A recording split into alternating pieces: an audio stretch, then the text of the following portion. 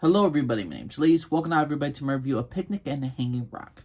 Now here's the thing. Picnic at the Hanging Rock stars Natalie Dormer. She plays a young woman named or a middle-aged woman named as Miss Appleyard. She comes from a very piss-poor background as she's not a high-class lady, and she decides when she's in Australia in the early 1900s or late 1800s, she's teaching a group of girls how to become ladies, how to be classy, to walk, to talk, to have a future for themselves. And she has a college of that. And she has a group of students, like around 20, 30 students. And the thing is, though, she has one of her teachers take her students to a famous location in Australia called the Hanging Rock. It's an old rock place. And the thing is, though, 4 girls go missing.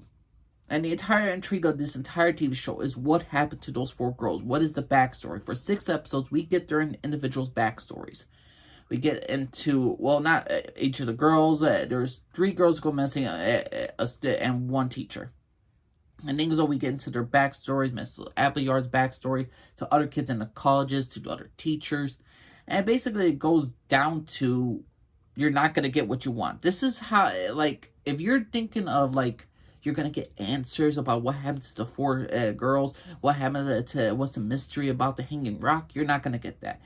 This is a very style and theme show. You're not going to get answers to your questions. You're never going to figure out what happened to those girls. You're never going to get the answers as to what exactly happened to those girls, because the entire thing for the author was, this is more theme over story. There are a lot of themes and messages about feminists, about what women want, about why these girls disappeared. Maybe they escaped to another dimension. Maybe they ran off.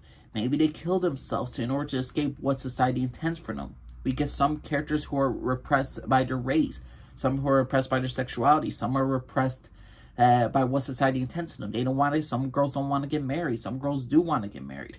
There's a lot of questions about what people want. And ultimately, at the end of the day, what these young girls want is freedom.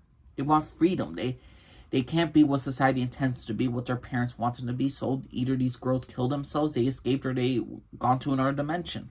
We don't get answers. The entire thing of the show is themes. The themes of all these characters. And while it's good and while it's interesting, 6 episodes, like 56 minutes each, I'm going to be honest with you, it drags for me. It is a big bore drag. I mean, you could read a book, which I probably rather would, because I can finish that a lot quicker than this one. Or you could watch the movie, which is a lot shorter. 6 episodes, 56 minutes, it feels like they drag certain characters around. And when and the thing is, though, the whole point of this entire TV show was, what happened to the 4 girls? What is the mystery? And ultimately, at the end of the day, you're not going to get it. This is just like the movie The Little Things with Denzel Washington. You're not going to get the answers. So when you don't get the answers, you feel like you're cheated and it's pointless. And to me, this TV show in some cases kind of was pointless, but I understand what they were going for. I understand the need for themes. This is one of those TV shows or one of these stories that is better off at a college, if you want to make essays, different people are going to have their own interpretations about what Picnic at the Hanging Rock really means. And that's what's the real thing about the entire story of the Hanging Rock. They want to leave you more questions than answers, and they want you to come up with your own themes and what you all, or your own hypothesis, or like they want you to believe what you want to believe. They want you to think more. They want you to really try to figure out the answers. But ultimately, at the end of the day, you're not going to get no answers. So if you're looking for the show for a good mystery drama, save your breath. This is not a show for like mystery. Oh, what happened? What truly happened? No, you're not going to get the answers. And what you're going to get is a lot of characters that are going to be kind of fleshed out, and you're not going to get a lot of backstory. You're not going to get backstory, but you are going to get backstory. But the thing is, though, you're not going to get the answers that you want. You're not going to figure out what happened to none of the girls. I say the most interesting about this is Miss Appleyard, who came from such a harsh background, and how she was trying to escape the life and trying to build herself something new, is slowly being destroyed by 3 girls who escaped because they wanted to be free, just how like she wanted to be free. And in doing so, hurt their freedom if they did escape or if they committed suicide. They, like Mrs. Appleyard, were trying to escape what society intended for them. And Mrs. Appleyard is such an interesting character because of this reputation that the girls are missing, her college is being destroyed. They're like, parents are taking their children out. They don't want their daughters around here. And she loses everything that she was trying to build up for herself. And she was always trying to escape her past, but her past always came up to her. So it's very ironic that she was trying to escape and trying to make better for herself. And yet, ultimately, at the end of the day, freedom and choices of the girls that she's trying to teach basically destroy her at the end. So there's a lot of poetic justice to these characters, and these characters are very interesting. The thing is, though, for 6 episodes, I wouldn't recommend binging this. I had to do 1 episode a day, and it was hurting me. I mean, I felt the pacing, I felt the drag, and overall, it's not the greatest story to me. This is a B- TV show. I didn't care for it. I'd rather watch the movie. I'd rather read a book.